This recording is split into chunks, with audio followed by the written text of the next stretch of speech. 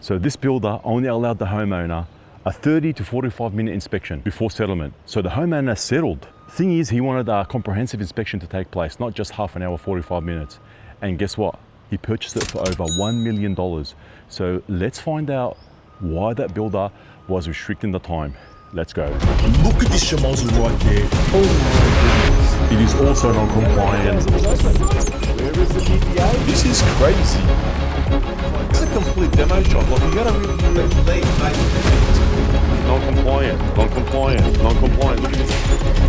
Let's go. Welcome back, everyone. I'm in Preston today doing a post-handover inspection for this home that has cost the homeowner over $1 million. Yeah, unbelievable. And for that price, you'd expect the home to be at least meeting the minimum standards. And what you're gonna see in this video is not only poor workmanship, but also works that do not meet the minimum standards. Now, how the hell did this get passed? I do not know. Take a look behind me.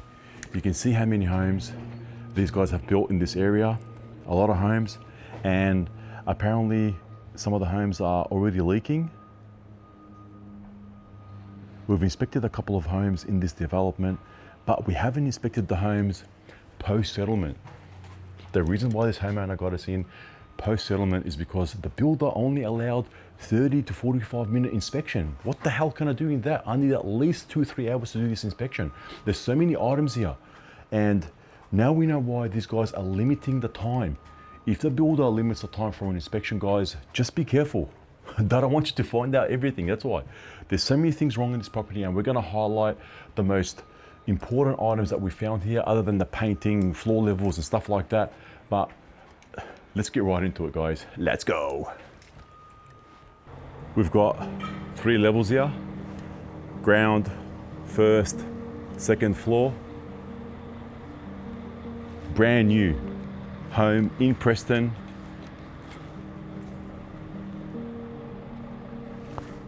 And they've handed over the job because the builder said he can't get more than 45 minutes to an hour for an inspection.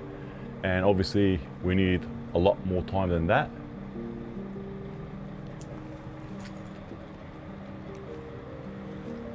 Let's take a walk around to show you guys what we're dealing with here.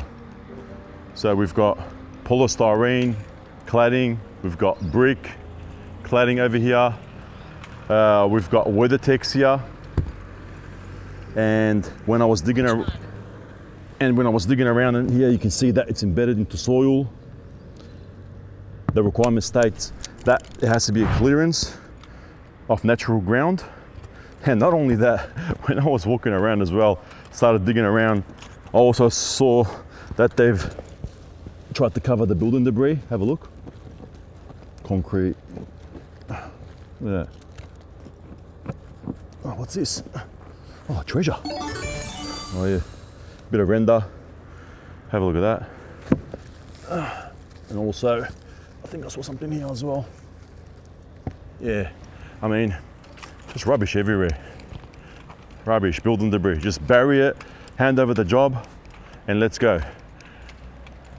And I can only imagine what's going on with the other ones. We've had a lot of bookings for these jobs, but we didn't have time to do it because of the time restrictions. I like to take my time when it comes to inspections. Now look, the nails are popping out. Have a look. Wow. Paint job, probably the worst paint job I've seen so far. Have a look. Oh my goodness. Oh my goodness. Oh my goodness. Have a look, guys. Wow.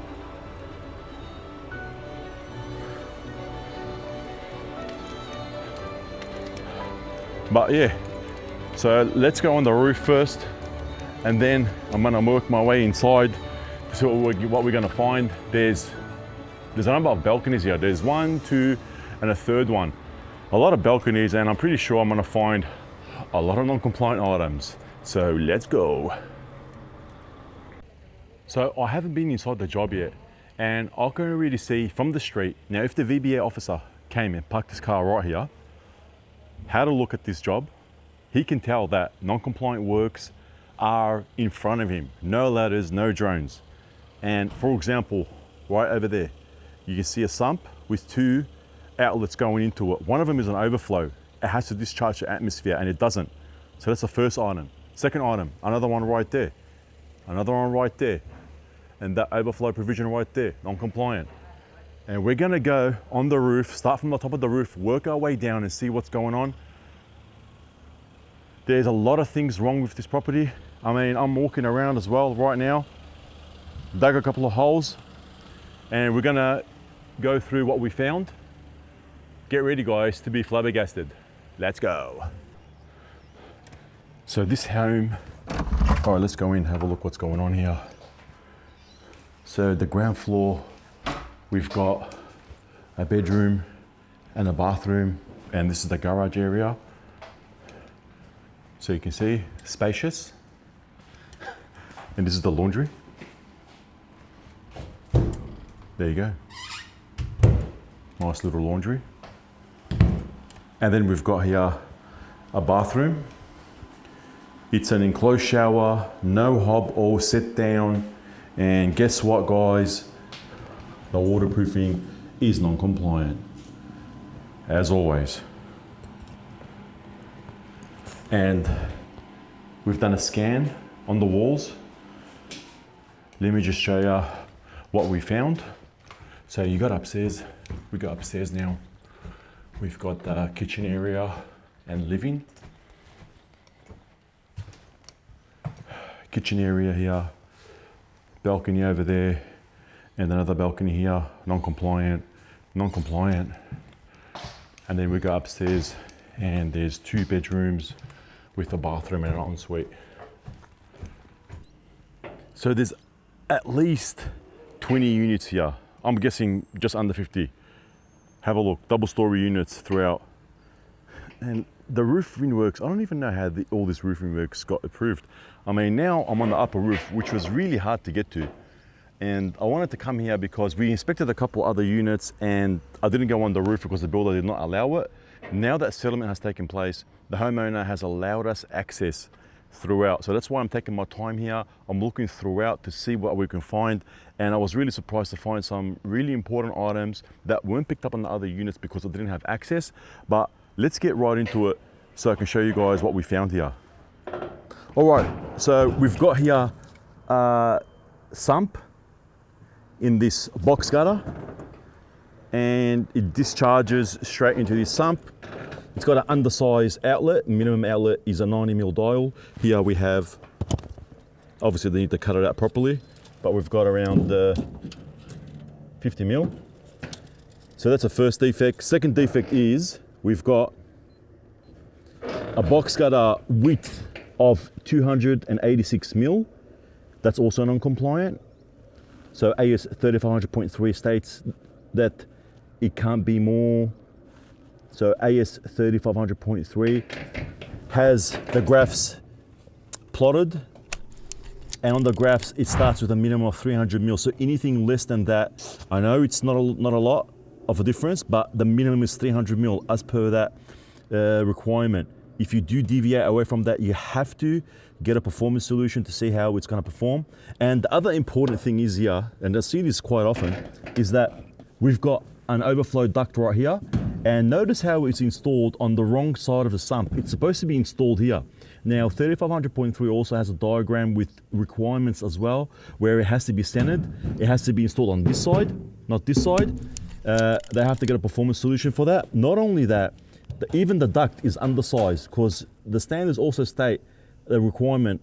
They've got here 40mm and under 200mm as well. So it's around 180. So that is also non-compliant. So undersized outlet, wrong side install. The sump is too narrow. You've got undersized outlet. That's just this side right here. Now we also got no expansion joints installed to the box gutter, which is a requirement when you install a sump. It can't be more than 6 meters. Then you got to introduce an expansion joint, and I'll put a little diagram to show you guys how to install it. There's a product out there that you can buy and with good instructions. And so far, that's what's going on. I mean, can you imagine all the other units? They're gonna be all probably the same. Crazy. So many units with not enough enforcement. So this roof is signed off, but we do not know if there's a performance solution or not. However, I wanted to record it to show you guys what's going on. Non-compliant roofing works. Now let's go to the lower roofs and show you what else I found. Let's go. Now this is the second floor roof. They've got a high capacity overflow device installed, which is non-compliant. They need a performance solution for that. Check out the building debris. What rubbish work, guys. Rubbish work. And then we have here the Dulux polystyrene system installed, exposed. You can't leave it exposed like that. So that's non-compliant. There is no starter channel installed to the bottom of the render. That's common throughout as well. But only to the lower roof sections. These guys did not install it to the lower roofs because they know no one's gonna go here. Have a look at this workmanship. Pretty bad, huh?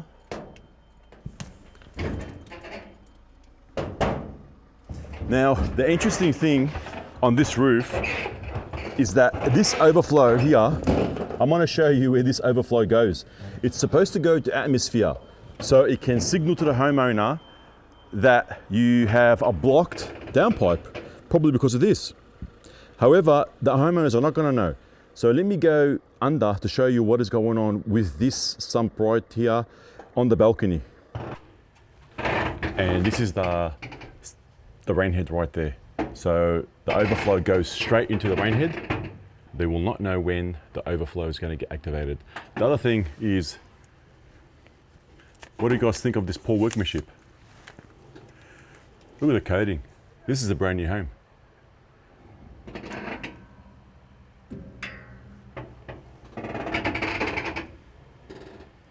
Base coat with not enough texture coat on it. And then also, so the water discharged into this sump as well, and the same problem is underneath it. The overflow is not visible. Another non-compliant item.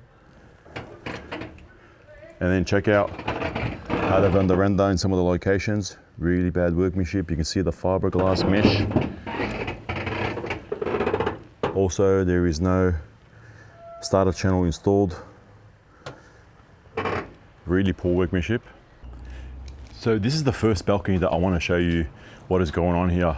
A couple of non-compliant items. First of all, we've got the cladding installed, and I want to bring to your attention the following. See how it's finished right behind the tile?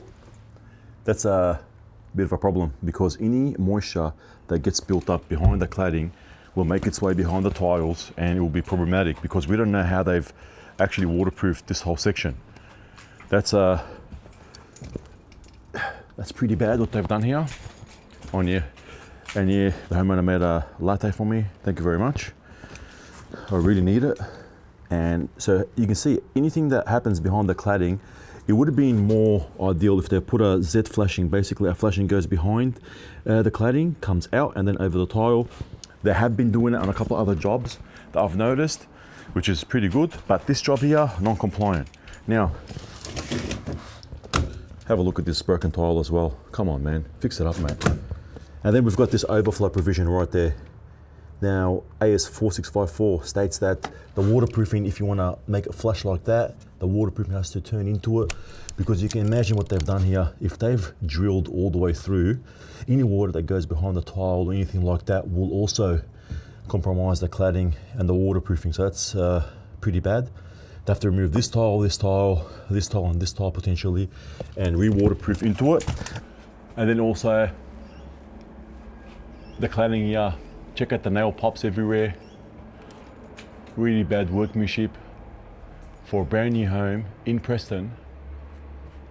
And I have to say that this is not next to Preston Market. I would have loved it to be next to Preston Market. I would have grabbed some donuts.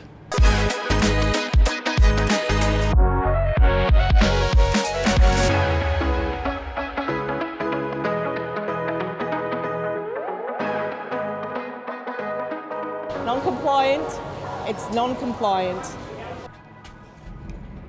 But it is unfortunately not. And this renderer is so lazy, he couldn't be stuff taken out the sticky tape. Come on, mate, just rip it out, mate. Unbelievable. Now, this is the other balcony on the first floor. Rain head there, overflow cannot be seen.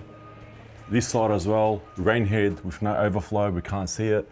Doesn't discharge the atmosphere, so that's another non-compliant item. And then we've got also, you can see how they finished the cladding here, but however, there is no flashing.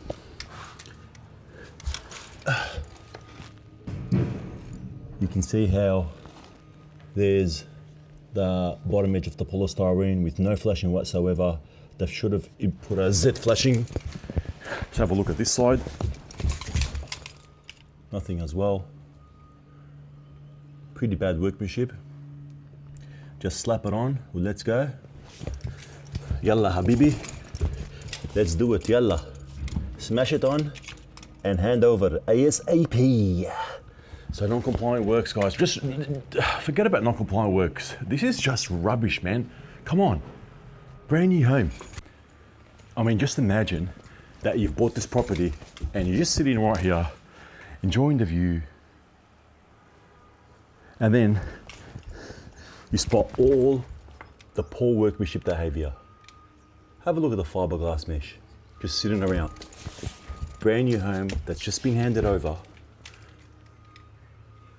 What terrible workmanship. This is pretty bad for a brand new home.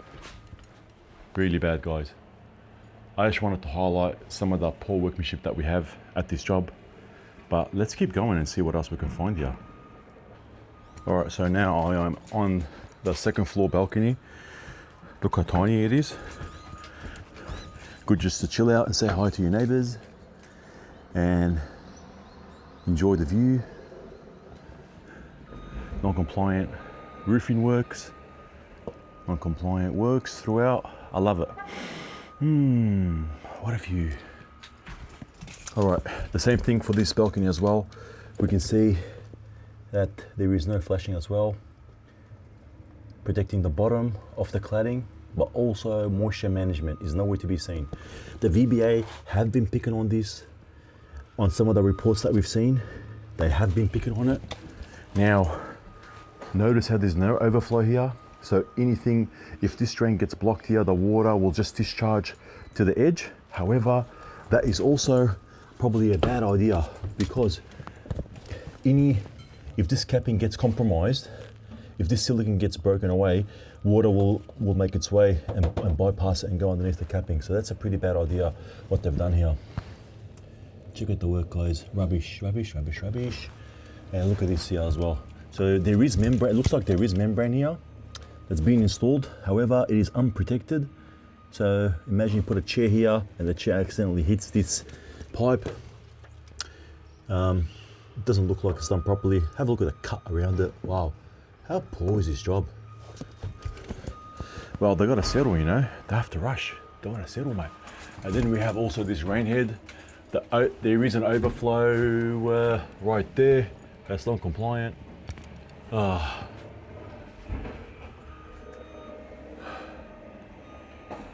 Just enjoy the bad works.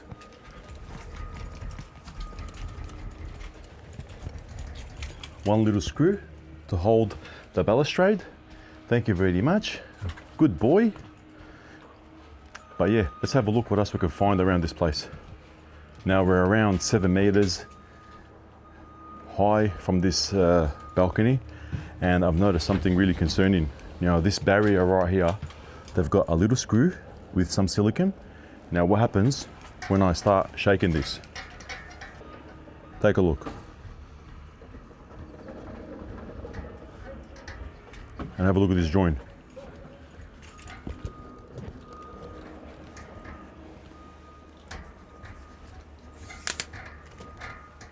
Couple of little screws, grabbing it.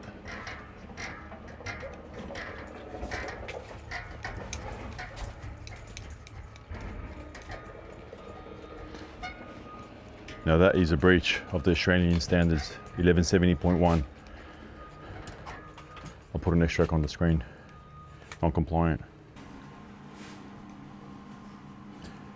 You can see how the tiles are spot fixed. You see the dabs of glue to the tiles.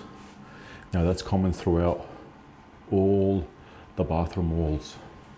They've done that throughout. These naughty little tilers trying to cut custom glue. Naughty, naughty. So we've got the bathrooms, spot fixed to the walls. Waterproofing requirements are not per the Australian standards. What a mess. $1 million at least. Mate, all we're asking for is the minimum requirements, and these guys are not even doing that. Oh. I'd love to come and do a walkthrough, inspect all this development and make a massive video. Reach out to media@siteinspections.com.au if you want to participate in the video. We'll do a free video, include what we found in the video, and then you can bring it to the attention of the builder. I mean, guys, this is going to be a big one. A lot of units here. Happy to do a free video. Let us know. So that's it, guys. So if you really enjoyed this video, don't forget to hit that like button and subscribe to the channel to help our channel grow. So until next time, let's go.